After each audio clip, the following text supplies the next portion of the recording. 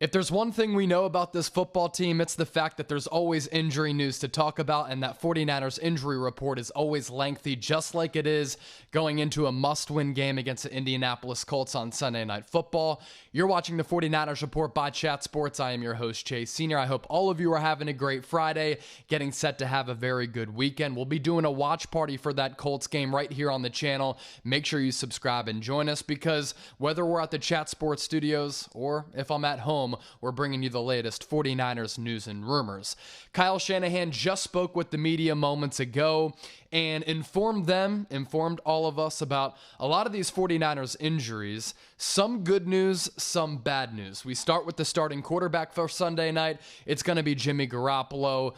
Not even listed on the injury report. Kyle Shanahan saying he's basically 100% now. He missed that Arizona game prior to the bye week, missed the second half of that Seahawks loss a couple of weeks ago. Trey Lance able to take his spot, but Jimmy Garoppolo, coming off that calf contusion, is going to be the starting quarterback, barring any type of disaster, for San Francisco on Sunday night. As for who his backup is going to be, it's not going to be Trey Lance. In his first career start against the Arizona Cardinals 2 weeks ago, he suffered that sprained knee, which he didn't even know he really suffered during the game. Didn't feel that until at night when he was about to go to bed.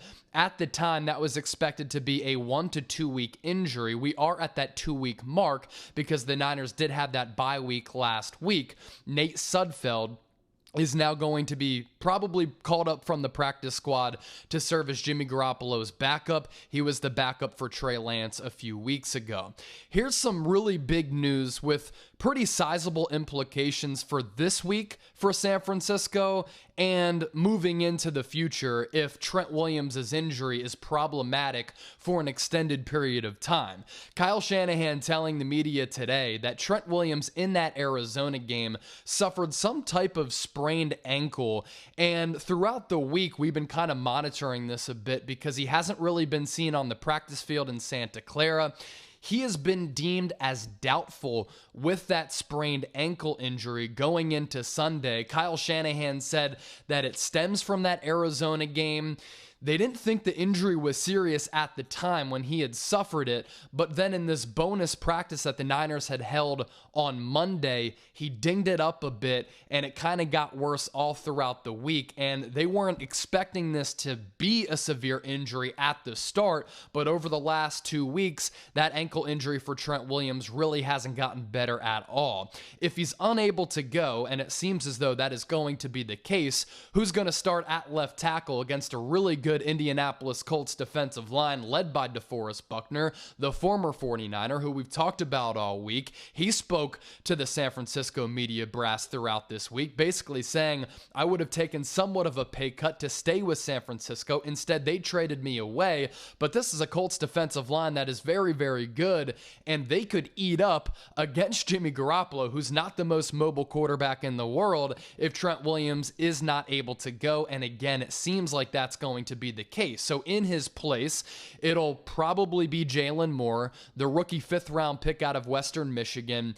I thought throughout the preseason he had shown some flashes of being a pretty solid player. Originally, when the Niners had drafted him out of Western Michigan, they had projected him maybe to play more guard, but as Trent Williams missed some time throughout small portions of training camp, it was Jalen Moore who served as his primary backup. The team really likes his positional versatility because he can play on the interior, also outside. He's also gotten reps at the right tackle spot.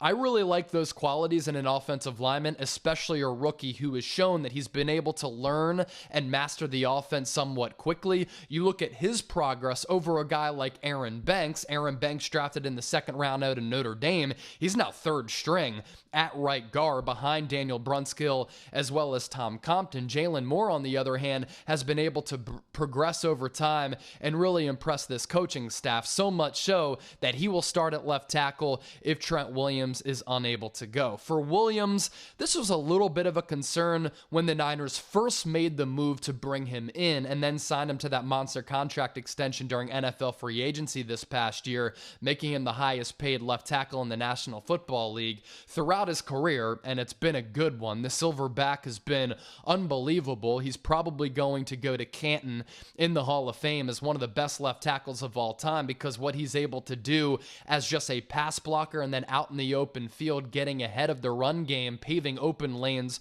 for either the quarterback or the running back, has been ridiculous. But injuries have been somewhat of a concern for him. Now, he's never really suffered anything quote-unquote severe, but he's only played 16 games in his career twice. That was in 2012 as well as 2013. So that decision for Trent Williams going to be taken up until about game time, but when you're doubtful on a Friday, I'd say it doesn't look good for Trent Williams on Sunday night, but with a couple of extra hours given that primetime slot, maybe that could reverse. There's also this, which I find to be a little bit concerning and very, very frustrating for just 49ers fans. San Francisco is considering injured reserve for Javon Kinlaw, which would mean he'd miss several games upcoming.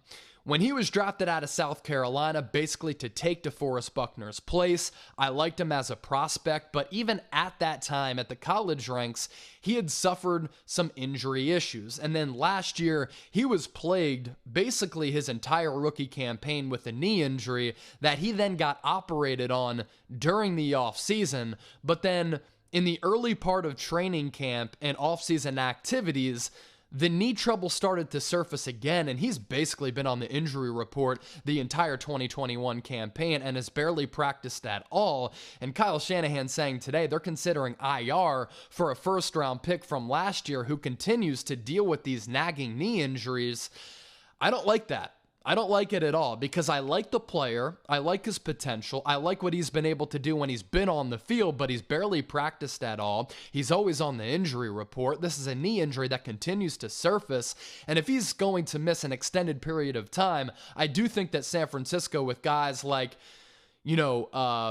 DJ Jones, are going to be able to survive for a little while, but you want to see the development of a young player, and if Kinlaw is out for a long time, obviously that development could be stunted a little bit. There's also this, that Mo Hurst, with that calf injury that he had suffered in the preseason, also going to be out. So on the interior of the 49ers defensive line on Sunday night, they're going to be a little bit thin there. The good news is that defensive line is one of the deeper units, if not the most deep unit on that defensive side of the football, and they can kind of mix and match with using some edge rushers on the interior if they make up for some of those injuries going on at the D tackle spot.